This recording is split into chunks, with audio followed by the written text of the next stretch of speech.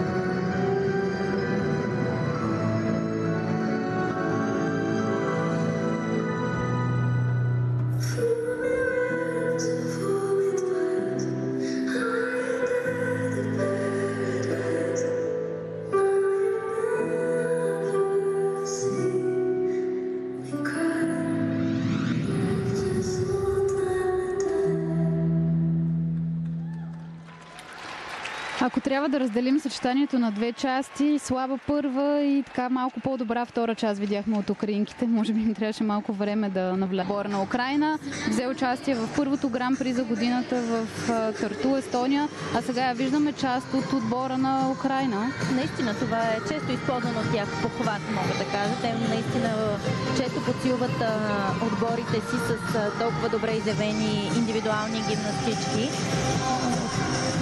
Това със сигурност им помага, тъй като качеството им на изпълнение но от друга страна пък си трябва време, защото това да влезеш от индивидуалната дисциплина в ансамбловата не е толкова елементарно и толкова лесно, има си своите специфичности. И оценката на Украйна, пето място за тях в този финал.